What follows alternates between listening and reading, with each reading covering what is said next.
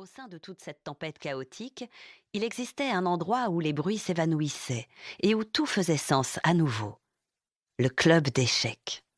Tous les mercredis, entre 13h45 et 14h20, dans une petite salle toute blanche du bâtiment des sciences, Monsieur Raleigh, le professeur de maths, déroulait des tapis verts à la légère odeur de caoutchouc, sortait de grosses pièces en plastique qui avaient perdu depuis longtemps leur feutrine, et pendant 35 minutes, chaque semaine, les échecs devenaient mon monde, mon lieu de sécurité absolue.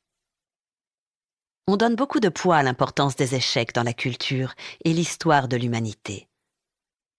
On en parle avec respect, comme l'un des jeux les plus riches qui ait été conçu, comportant plus de mouvements possibles qu'il n'y a d'étoiles dans l'univers. La première occurrence prouvée, sous une forme reconnaissable, que nous en ayons trouvée, date du 7e siècle, en Inde. Mais les premières traces de jeux de plateau compétitifs remontent à plusieurs milliers d'années, avec par exemple le sonnet de l'Égypte antique, ou encore en Mésopotamie, le jeu royal d'Our.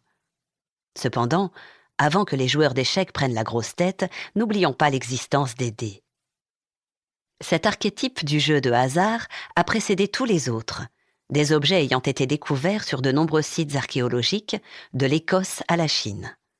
De la même manière, l'existence de l'un des jeux les plus simples de tous, le cache-cache, est attestée dès le IIe siècle en Grèce. Si nous autres humains nous plaisons à nous voir comme de brillants intellectuels, il semble que nous préférions l'amusement facile et les paris risqués. Ma mère m'a appris à jouer aux échecs, bien qu'elle trouve elle-même ce jeu difficile.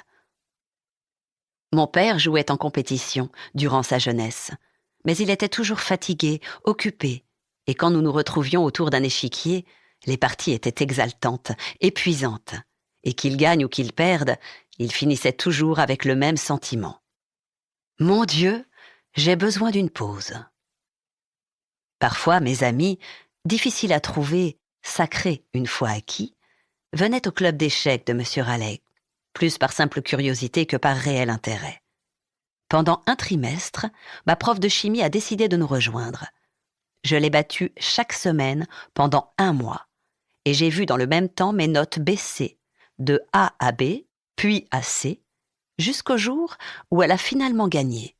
Mes notes sont remontées d'un coup à A, et elle n'a plus jamais rejoué. Mais chaque semaine, j'espérais avoir l'occasion de jouer contre M. Raleigh. C'était le joueur le plus fort que j'avais jamais rencontré. La première fois que nous nous sommes affrontés, j'ai gagné.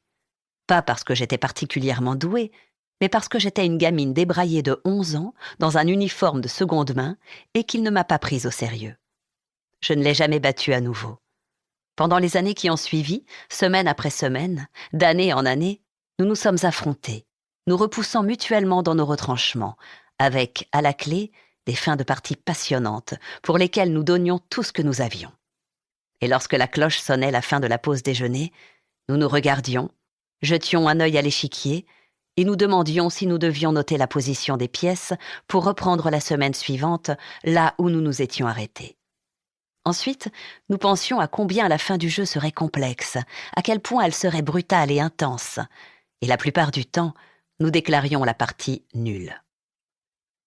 Monsieur Raleigh était un enseignant britannique classique, dont les seuls autres centres d'intérêt semblaient être l'opéra et le cricket. Il n'exprimait jamais ses émotions, ni rien de vraiment personnel.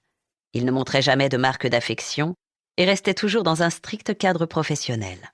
À l'exception de mon tout dernier jour, quand il a acheté un gâteau et un jeu d'échecs en 3D pour lesquels je n'étais vraiment pas douée.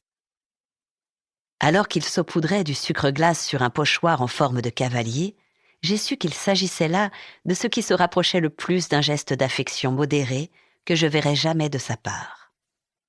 J'en ai presque pleuré.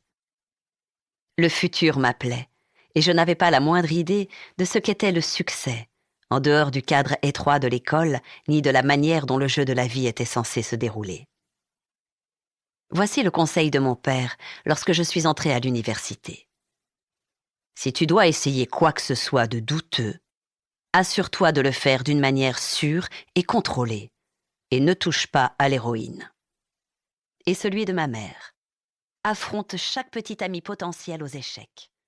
On en apprend beaucoup sur les gens. Pour continuer à écouter ce livre audio gratuitement, cliquez sur le lien dans la description et vous pourrez l'écouter en entier sans frais grâce à l'essai de 30 jours d'Audible.